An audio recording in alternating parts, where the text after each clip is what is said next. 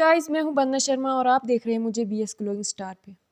आज की वीडियो में हम ग्लोबलाइजेशन को डिस्कस करेंगे। हम ग्लोबलाइजेशन के फ़ायदे और नुकसानात के बारे में जानेंगे। तो आइए इसी के साथ हम अपनी वीडियो शुरू करते हैं। ग्लोबलाइजेशन एक ऐसा सिस्टम है जिसमें हम एक जगह बैठकर पूरी दुनिया के साथ इंटरेक्शन कर सकते हैं। फॉर एग्ज़ाम्पल, बिजनेस कर सकते हैं, ट्रेड कर सकते हैं, आसानी के साथ इंपोर्ट और एक्सपोर्ट कर सकते हैं। बेसिकली ग्लोबलाइजेशन इंटीग्रेशन और इंटरेक्शन का नाम है।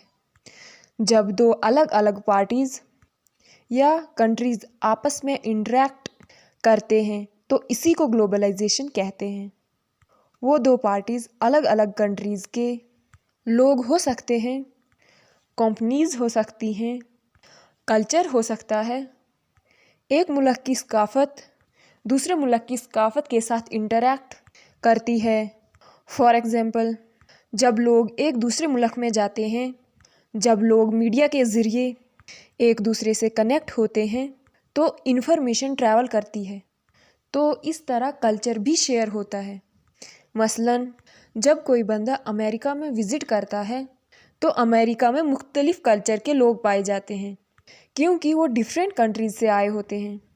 तो इस तरह उन्हें एक दूसरे के कल्चर का पता चल रहा होता है। बिल्कुल इसी तरह इकॉनमी भी इंटरेक्ट कर रही होती है। फॉर एग्ज़ाम्पल, एक मुल्क में प्रोडक्ट बन रहे होते हैं और दूसरे मुल्क में जा रहे होते हैं। मिसाल के तौर पर अगर हम चाइना की एग्ज़ाम्पल लें तो चाइना में प्रोडक्ट्स तैयार होते हैं तो उनको अलग अलग कंट्रीज़ में सप्लाई किया जाता है। बिल्कुल इसी तरह मोबाइल फ़ोन्स अमेरिका या किसी दूसरे मुल्क में बन रहे होते हैं तो वो सभी कंट्रीज़ में जाते हैं।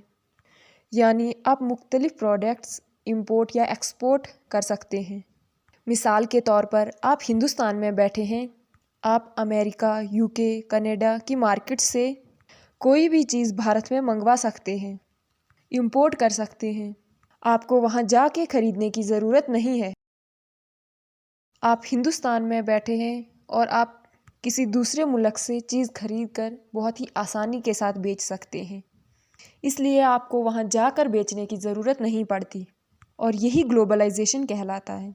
ग्लोबलाइजेशन की मदद से बहुत सी कंट्रीज़ अपनी इकॉनमी के अंदर, अपने लोगों की इनकम के अंदर ग्रोथ पा रहे हैं, अपनी इकॉनमी को मजबूत बना रहे हैं। जब आप किसी दूसरी कंट्रीज़ को चीज़ें बेचते हैं यानी एक्सपोर्ट करते हैं, भारत में बैठकर आप कोई भी चीज़ किसी दूसरी कंट्री को एक्सपोर्ट करेंगे, मसलन कनाडा, UK, अमेरिका वगैरह को बेचेंगे तो बाहर के जो डॉलर्स आएंगे वो आपकी कंट्री में आएंगे तो लोगों की इनकम भी इंक्रीज़ होगी। तो इसी वजह से कंट्रीज़ ग्लोबलाइजेशन पर काम कर रही हैं, ग्लोबलाइजेशन के सिस्टम को आसान बना रही हैं। टेक्नोलॉजी का आना, फॉर एग्ज़ाम्पल मोबाइल, इंटरनेट वगैरह, टैक्स का कम करना, ट्रेडिंग के रूल्स और रेगुलेशन को आसान करना, ट्रांसपोर्ट का सिस्टम आसान करना, इंटरनेशनल कंपनीज़ का एक दूसरे की कंट्रीज़ में आना, ये सारी चीज़ें ग्लोबलाइजेशन की ग्रोथ के अंदर बहुत अहम रोल अदा कर रही हैं। यानी जब ट्रांसपोर्टेशन और कम्युनिकेशन टेक्नोलॉजी में एडवांसमेंट हुई तो ग्लोबलाइजेशन का प्रोसेस स्टार्ट हो गया। ग्लोबलाइजेशन में कई सारी कंपनीज़ भी इंटरेक्ट करती हैं।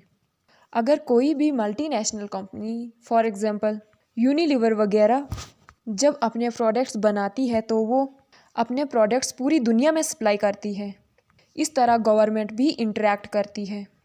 डिप्लोमेसी के ज़रिए आपस में कंट्रीज़ के ताल्लुकात होते हैं और मुख्तलिफ़ इंटरनेशनल ऑर्गेनाइजेशंस भी बनी होती हैं। For example United nation.